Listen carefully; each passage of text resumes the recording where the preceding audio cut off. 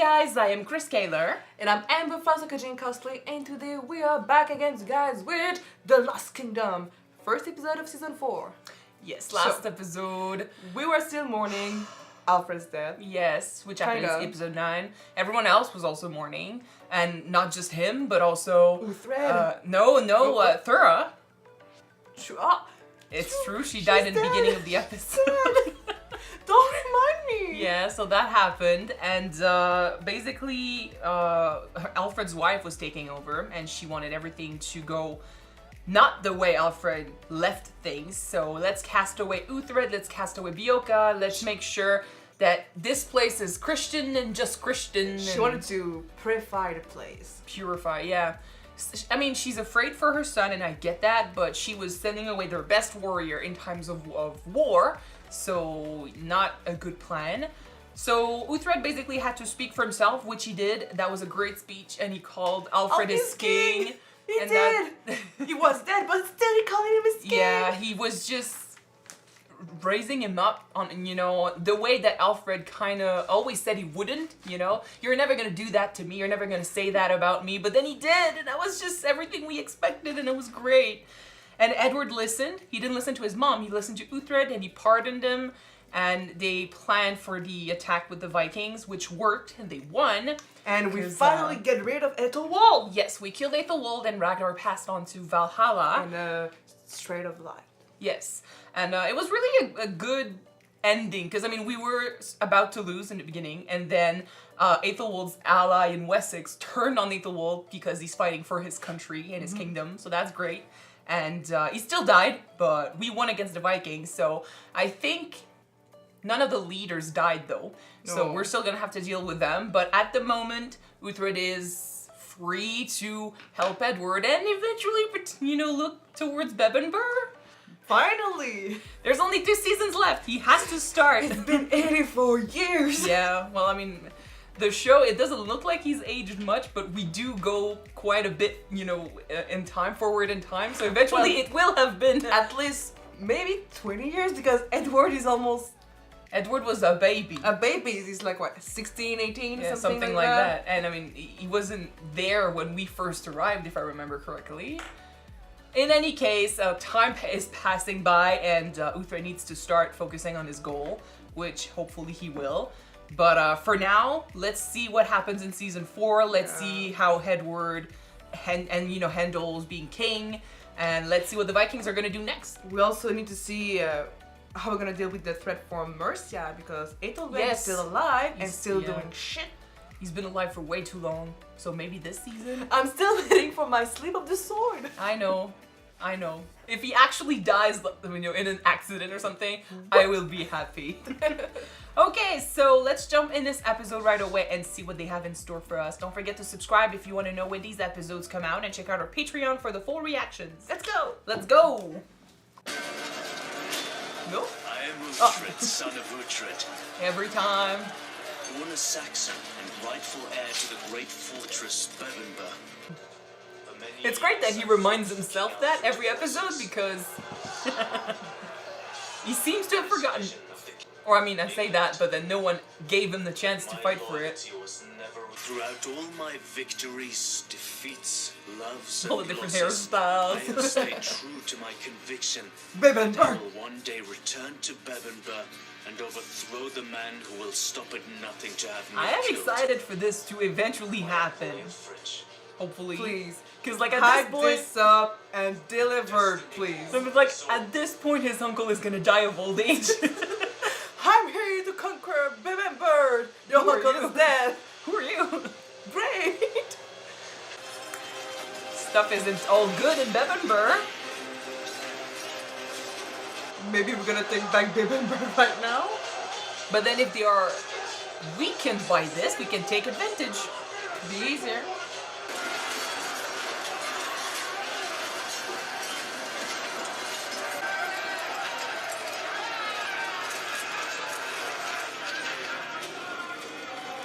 If they are smart, there are people just behind the hill, right?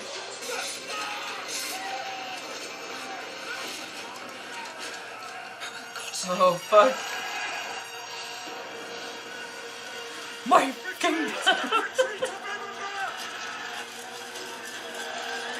Do you imagine if he has to call for help? And who comes in to help? Uhtred.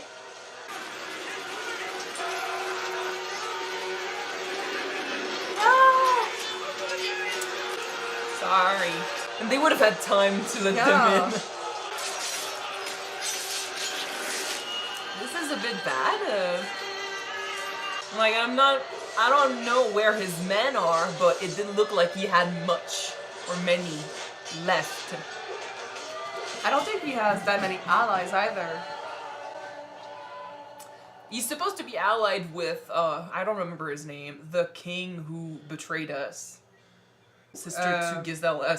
Brother to Gisela. Sister to Gisela. We lose this time. Over half, Lord. Then we need more men. It'll be our heads on the ramparts. I'm sad for the men. Across the border. Not for him. Reinforcements in Scotland. They take Bebbanburg, they have a gateway south. They want all of Northumbria. Lord, where do we bury the dead? Leave them for the scavengers. The people won't be happy. On your feet! He's losing battles and he's not treating them right, so... My greatest fighters, the most fearful, the ones who cowed and hid and ran. You were the first to run. I suggest you find the stomach to fight. To fight!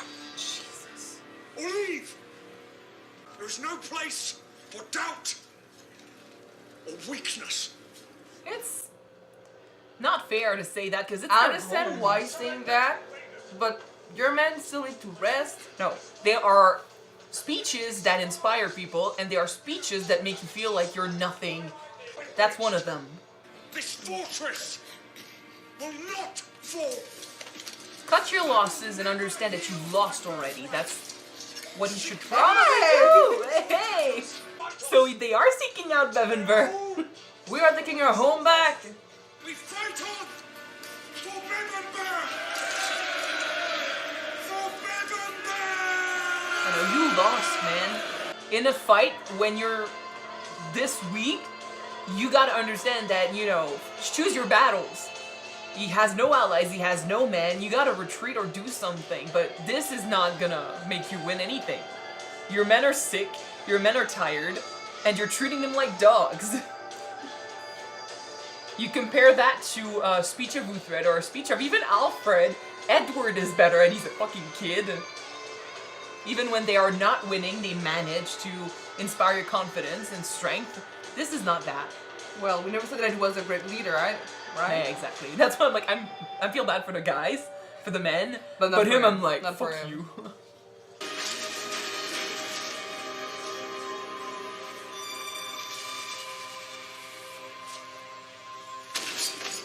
Want to give up your gods for your life? No! No. Mercy is for Christians. Are they hers? Good boy. How much time has passed? Hey, Aethelred. It means they like you. They're good boys, Knut. Okay, they're his. Okay. Because I was wondering, like, maybe she can have kids now? No, that much time hasn't passed. Come on. No, but it could have. Sometimes one episode goes and his kids are suddenly like walking around.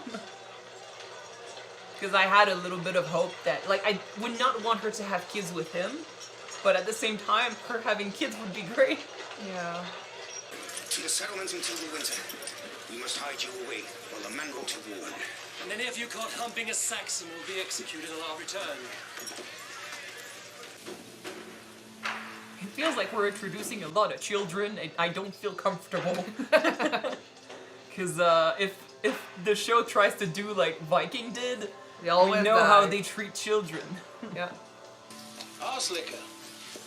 You are the man they call the Arslicker. Murdwolf of Mercia, commander of King Aethelred's guard. Oh, so you're a jerk then.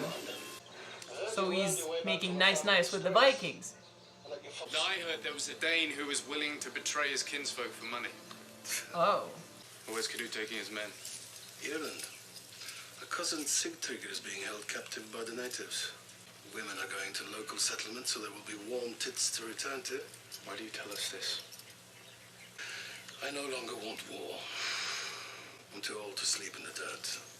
I want silver. And Lord Aethelred has it. I mean, the guy has betrayed so many people at this point, I don't... Makes his own coin. How ambitious. How is the weasel? He's still a man of wisdom and honor. Promotes an ambitious soldier. Debatable. Brave. He rewards loyalty. Bunch of traitors talking about loyalty. I love him so much. He better not die. And I just jinxed it, but I don't care. What news from Bebbanburg? Good news, Lord. He has been attacked by the Scots pushing south. He lost half his men in the most recent assault. So Bebbanburg's weakened? For now. So the time to attack will be now then. But then you'll have to face the Scots, so be prepared. How many men does he have? Barely 40. Can he raise a few? Oh, God, no. Local lords think he's a... That is it, Jess. And they're right. He's so happy. He sucks as a lord. We're head to Bebbanburg before the Scots return. Finally! We're not just saying it, like we're doing it. I just hope they are ready if they win this to face the Scots. How many men remain here? Not enough. We will ride to Winchester and raise an army. My good friend It's time for Edward. Wessex to repay all that I've given. True. They do owe him. And it's, I mean, it's a partnership, you know? He helps them, they help him. And it's not beneficial for them if the Scots get to Bebbanburg and then start raiding and stuff. Yeah. We sail to the estuary before dawn, head upstream, and keep the boats apart to avoid any scouts. And when we reach Mercia, we assault Aylesburg in 2 bands, and I will kill their little lord. It's a good plan. Too timid to attack the boy king in Wessex? I wasn't sure, I was wondering if he was truly, you know, betraying people, but... We go Aethelred, Wessex is honor bound to come to Mercia's aid. We lure out Edward from behind his walls. We fight on our terms. Take the country. As so many others have failed to do. It's never gonna work. Lord Uhtred, Lord King. Stay up, huh? Completely disregarding him. Did you hear Knut is now heading to Ireland to rescue a cousin? No, I heard he has brought his sons over from his homeland, which means he has ambition here. And what brings you to Winchester? Right away just striking down the rumors. I can help you fulfill your father's dream of a united land. If you give me men to retake Bebbanburg. If the bastard Scots are making incursions, they will return in number. He takes the fortress, it becomes your foothold in Northumbria. Your father knew it could be done. One country, one king. Since when have you cared for my father's vision, Uhtred? Since it can help him. What he wants, by the sound of it. Yeah. Works for the both of us. Unless you want the Scots to gain a stronghold to attack you from. I control the fortress, you control the country. Give me 100 men, it will take a week. 200, I can take it in a day. You certainly fulfill an ambition. But given the ongoing threat from the Danes here in the south, is it wise to distract ourselves? Uhtred has done much to distract the Danes from Wessex. Yes, and we are all very grateful for his service. But surely his oath was to see the king on the throne. There is no debt on either side. So No what? debt. Lord Uhtred He's is proposing a free deal. to take what he wants. You to defend what you have. You won't like the Scots in the south. Or in the north, sorry. Take this moment your God is offering you. Your father had a dream. And my father also knew when to say no to Uhtred Dude, Ragnarsson. think about this! I am no longer the boy who can be bent to your will. He No. advised you. He didn't bend your will This is to not his saying that desire. now is not the time. You're being bent to your you know, father-in-law's will. I get that he wants to appear strong, but he is literally saying what he's saying to him. Okay. You're a puppet! But, okay. I understand both sides though. It is true that sending men to Bebbanburg will weaken Wessex, right? It's an opportunity to get something quick that can help them in the long run. I know. My woman's Savile is at my husband's estate, and she has learned something that will be very useful to you. Is it the monk thing? Maybe. Lord Aethelred is collecting the relics of St. Oswald. Okay. Pass as monks. You have one already. All that remains to be gathered is the heart of St. Oswald, which your uncle... Of course, Selfridge keeps it in Bebbanburg. And then Lord weigh Aethelred sent a in. pair of monks up north to try and strike a bargain for Dress it. up as monks. Do you know when? They should reach Grimsburg by Sunday, and Bebbanburg on the day of Ascension. Yeah. I keep saying, try to get someone in, you know, every time there's an issue with the fortress. They should listen to you more often then.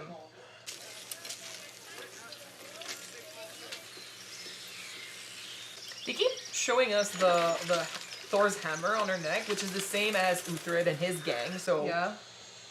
You think she secretly works for us? No, that's not a gang thing. Maybe? Who knows? It's a Norse god symbol, that's just it. I know, but they keep showing it to us like like she's important. Or she's gonna be important. But I think she's gonna survive.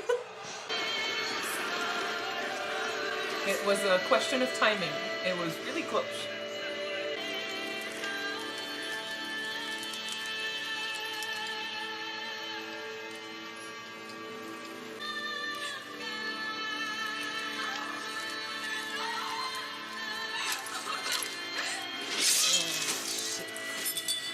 I take back what I said. Never mind. I don't know, I felt like they wanted to tell us something with her because they kept showing us a necklace. Well, maybe they were still trying to tell us something, but unfortunately...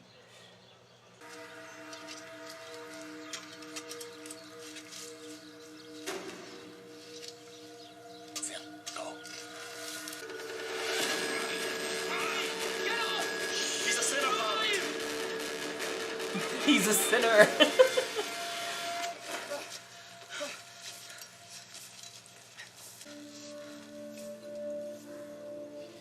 Hello, Father. Men, this is my son, young Uhtred. Don't use that name. It belongs to a priest killer. Whoa! No! I'm here to guide you back to your family. Church is my family. It is not. You placed there without my permission. Praise be to King Alfred for that. That got me off guard a little. And then the harshness. Ugh. We are leaving this place and you're coming with me. Am I? Yes, I have no choice. Take off the woman's garb. He's friends with a fucking monk kid. He's not that bad. Cedric. He's also friends with a priest. So much. Do you think that part of him resent his father for abandoning him? He was raised by the church. He was told that his father was a pagan priest killer? and yeah, bad influence Which and she stuff. is, basically, but so. And yeah, he's still a kid. Like maybe there's some resentment towards his dad. I would say keep yourself indoors a while. You abandoned me. Literally when he said, "Father," my first thought was like, why are you insulting him? And then I was like, wait, what? Actual father? Before you go, Didn't know? I didn't realize. Not at the beginning. Come, get on the boat with us. What use do you have for me? Why do you drag me to something for which I'm not made? You don't know. Because I see the man that you will be, not the boy that you are. I know what it is to be ripped from one life to live another. And I know that it will make you stronger. Perhaps my faith is being tested. You see this? This was my father's.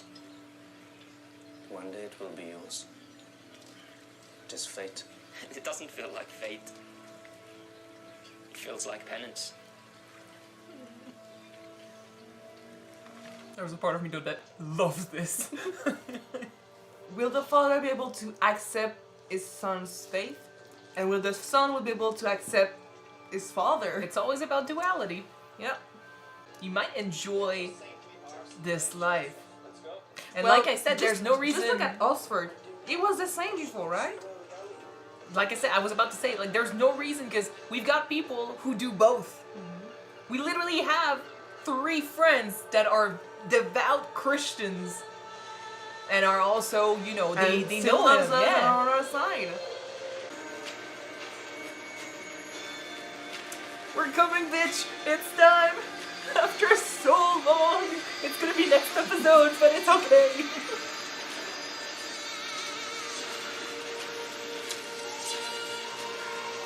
After so many years, Bebbanburg, I'm coming. something What? is probably gonna happen, but I swear I'll be pissed. I just hope that his son is not gonna die. Yeah, that would suck. We're going! Finally. Oh, God. Yeah, I wanted to say, like, something better not happen to stop them from going. Something's gonna happen, come on. I mean, they have a good plan and a good chance, because the guy really has nothing. No man, no loyalty from his men, no support. I mean, you could just talk to the people, the farmers, the smaller people, Well, yeah, but and they're gonna just rise with you and kill the Lord. Yeah, but you still have to get inside to change something. Like, it doesn't matter if you talk to the people outside. If you get in, you can open the doors for your men to come in, and then when something starts, the loyalty of these men will be questioned. Like, if the true heir shows up, and you probably heard about him, you know his reputation, he's won wars, he's close to the king, or, I mean, not so much anymore, but he still has a good standing with the king. He's close to people with influence. He's got so much in his resume. I swear, people see him and he starts fighting inside, and then they have to choose. They might just turn to the uncle and start hacking him. Yeah, because with the way that he was treating them, he's treating them like dogs. He's screaming in their faces. He's the one, that was leading them to a suicide mission, basically. And at first they were winning, and then he's the one who was like, oh shit, retreat. He starts running, they follow. As soon as he gets in, he calls them cowards. So, like, are you insinuating that they didn't go with you and fight? Or are you calling them cowards because they ran? Then in that case, you ran first. And in battle, there are always, like, I know it's his home. Like, it's his kingdom. It's his place. Mm-hmm. He has to defend it. But we've seen lords and stuff before leave their homes when they had nothing to fight. Because you have to cut your losses at one point. Your guys are dying. They're sick. They're tired. You cannot win. You have nothing. Sometimes it might be better to retreat, find some support, and come back. But I guess that losing a fortress is worse. But is a strong. Stronghold. Stronghold. Yeah. Losing it will be really bad. I know, but they're gonna lose England anyway. In general. They're losing anyway. There's no winning this. The Scots come back, they wait for them, like, we don't have time to starve them out. But the Scots have time. They can do, anyone that comes in has time to win this. Like, they've lost already. So in that case, your pride, because I mean, the uncle sees this as his right, he's like, oh, I've suffered for so long and I got this because it was my fate and stuff, and it's reward for everything I've done. I'm like, yeah, you cheated, and you wanted to kill your nephew, so you didn't deserve shit. You got this because you had ambition. Ambition might be the theme of this season, I don't know. But you had too much ambition, and you got the kingdom, sure, but now your ambition and your pride is making you lose it. Lose your men, lose the respect and the loyalty of your men. Like I said, like, in one episode, in a few scenes, it wasn't that hard for us to say, well, he's probably gonna get backstabbed. He's threatening his folks. He's saying, oh, let's get the kids and put a sword stuff. to the mother throat, thank you. Yeah, and not saying that others have not called for the children who can hold the swords and stuff, and the farmers to fight, but in that case, you got to inspire them, not threaten them. They're not going to want to fight for a guy who threatens them.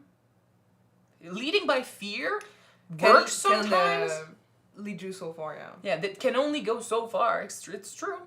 We saw it in Vikings. So many times. We've seen technically different type of ambitions, right? Yeah. We've seen the uncle ambitions of becoming Lord of Bebbanburg. And right now, it's burning to the ground. It's what ambition makes you do to get to it. The uncle's ambitions, the brother and sister's ambitions of becoming people important with influence with the king. I think they're funny though. Like so far they're not doing anything wrong, and they're playing with the only lord I don't really give a shit about. And he's the most manipulative. Like, I thought it was funny when Brito was talking about their plan and stuff, and she was mentioning the kings and the lords, and when she got to Aethelred, she basically just called him a fool, moved on, and then talked about the actual king they need to focus on, which is Edward. So, like, yeah, his enemies don't give a shit about him. They don't respect him, they don't value him. Well, he is a fool. He is a fool, yeah, he sleeps around, he's got a bad reputation. I don't think that he accomplished something. His wife fought for him in all the battles that mattered. His wife is the bigger threat right now. Yeah, basically. And she's sleeping with Uhtred, and they're enjoying it. So there you go. And I mean, the people that matter know about it, and they all understand, so that's good. Although, if he does learn about it, like, that's the thing, like, he can whore around, and he can go and do whatever he wants, but if he finds out that she's doing it, she's gonna suffer the consequences. Yeah. And I'm not for cheating, that's for sure. In this case, I do ship her with Uhtred, but they need to deal. And unfortunately, they can't really deal because divorce is not a thing that's going to happen here. And unless he dies in an accident, you can just go kill him because, you know. True. So, but yeah, I do ship her with Uhtred. It's just sad that they have to sneak around and they're cheating. And the only reason that I'm not mad at them is because he's cheating too. Technically, he didn't sleep with her yet. He's cheating with everyone else. Yeah. He didn't sleep with the sister, but he said himself he slept with every servant around. True. But yeah, the brother and sister, they remind me of the French siblings from Vikings. At least they're not sleeping with each other. But what they're doing is kind of similar. Like, the brother speaks in the king, or in this case, the lords here, giving him advice, you know, trying to send him in the direction, like, getting his trust, while the sister gets in his bed as much as possible, but she's not giving it to him, so she's a challenge, basically. She's teasing him. Yeah, she's teasing him, so he gets his interest. He's still interested. He's gonna be willing to give her something in exchange of her body, basically. So they're not dumb. Right now, I don't really worry because, like, Aethelflad has her estate. Like, she's away. So unless they turn their plans towards her, like, sometimes, like, if she wants to be... Because she's talking about, oh, let's wait for the time. Maybe she will want to become the Lady of Mercia. And if that happens, she needs to get rid of Aethelflad, which is already something Aethelred wants to do. So if they turn their eye on Aethelflad and they start thinking about getting rid of her, that's when I'll be worried. But right now, I don't worry about what they're doing with them, except maybe that they are definitely more intelligent than Aethelred, so who knows what they'll do, but they remind me of the siblings from Vikings. And also, there's the father-in-law's ambition that we need to think about. Yeah. Because they did say that it was unusual that the daughter-in-law was crowning queen.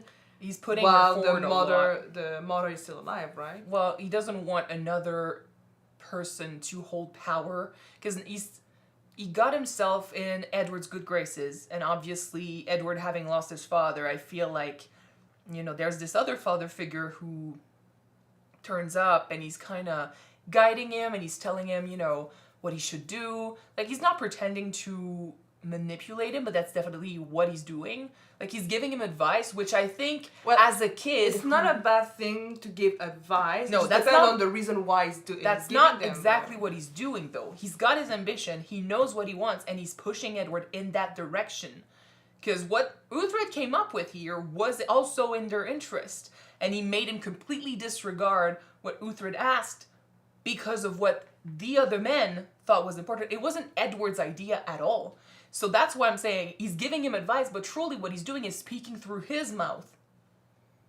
Edward is not giving his opinion. It's the father-in-law who's giving his opinion. So right now Edward's being good-livable? He's listening too much. He's saying he's his own man and he can stand on his own 2 feet and he can make, you know, like he says, my father valued you, but he also knew when to tell you no. And I'm like, well, you're not the one saying no. He's the one saying no. You say you're strong. You're not being strong. You're just repeating his words. So that gives him too much power. And like I said, like, he already wanted to kill his kids before and stuff. So who knows what he wants to do. Now, I'm not saying he's got bad intentions, but if his ambition is solely on, you know, his own family, what he wants to do, then who knows what's going to happen in the future when things actually matter. Because now they're not at war necessarily. Like, they're not in danger. And he's talking about focusing on the defenses, which matters. But even if technically Edward's decision was based on his father-in-law influence, there was a little bit part of truthness in it, right? It's fine for him to say no. It's not that I'm worried about. It's the fact that he said no only because the father-in-law said no. He didn't think about this at all. And that was a really short conversation. It's true that he was quick to make his judgment, yeah. And like, I listened to Uhtred, and he was also coming up with a very good, reason to give him a few men. Like, it's not like they don't have an army.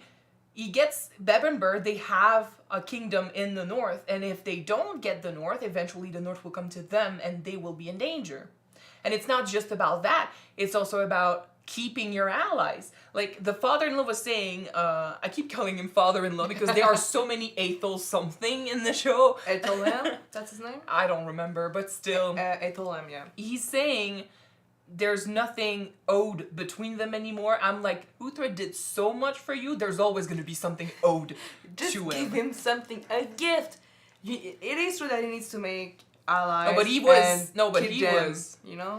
he was technically an outlaw, and they unbanished him, and they made him a lord again. So yeah, they did a good thing for him, and that's great. But that's a bigger reason to try to just keep his allegiance to yourself, right? Well, he's asking him for a favor that can benefit them, and the father-in-law is turning it into, well, it's his own ambition and it's his own thing, so we're not forced to help here. And I'm like, you're not listening. You're turning it into Uhtred needs you for something that only helps him. So let's focus on the kingdom here instead. But that's not what Uhtred was saying. Yes, it's favor Uhtred, but it favor also the kingdom of Wessex. The father basically didn't want to lose men to Uhtred. And I think there's also a part of him that might not want Uhtred to once again deal with Edward and have, like he said himself, depths in between them, because if they owe each other, then in that case, Uhtred is going to be in Wessex a lot more, and if he's got influence, the father-in-law has less influence.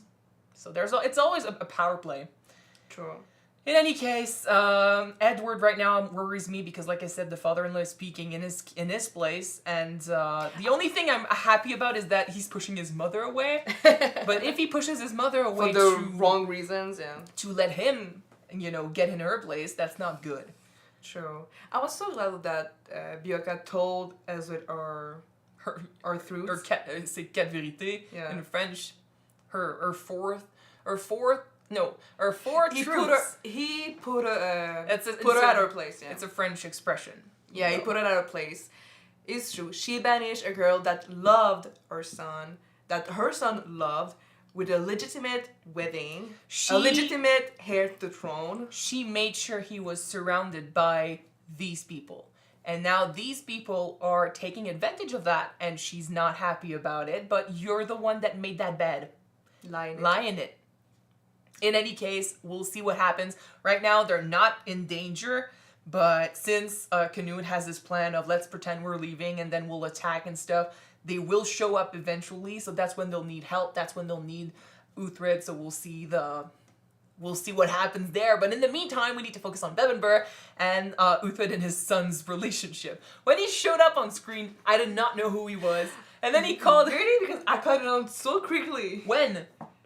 They told at the beginning that his son became holy. Yeah. And when they was looking for the people working at the church, I said, I thought they were hunting. And they captured a young boy. I said, oh my god, that's his son. Not me. I was like, oh, they're hunting for... Because I was like, they cannot just pretend to be priests and get in Bebbanburg. Like, I thought they needed an actual priest or an actual monk or something. Well, I thought maybe the monk took his son because he is a monk. At first, I was like, they went to the place because I didn't remember the name of the place where the actual monks that were sent were supposed to stop at. So I was like, they went to the place to steal one of the monks from the group and they're gonna force him to lead them inside Bebbanburg. So I was like, that's what's happening. Yeah. And then I was like, he actually looks a bit too young to be a value here, but I guess. And then they unveiled him and stuff, and he was like, Father, and I was like, why are you insulting him? He's not a priest. And then I realized, Father. Yeah, it took me a while. Speaking of that, like you said, and like I said, I do believe that there's a huge part of young Uhtred. I don't know it. What's his name? Not young Uhtred anymore, basically. Kid. But Uhtred's son. Yeah, I do believe that there's a part in him that might believe that his father abandoned him because he left and never came back. And he was taken away by Alfred's men and put in the church. There could be that. And like you said, there's also a huge part that's still with the church teachings. The main theme in the show is how we got the Christians and the pagans, and how the duality is not supposed to work because they're not letting it work. And then here comes Uhtred, the main character, who's born from one side but preaches to the other side, and he's constantly, swimming in between the two with his allegiance and with his own beliefs and his family, and then with his friends, and then, he goes back and forth.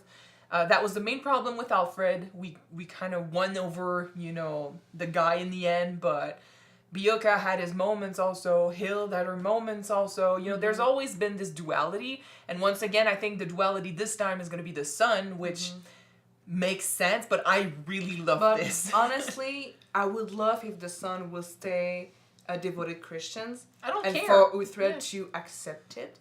I don't really care. That's the thing. I don't really care if the son stays a Christian, stays, as he is faith-wise, because Uhtred might not like it, but he's friends with priests. He's friends with Christians. Hild, Beocca, the fucking monk that he keeps around, whose name I forgot, but still, they're...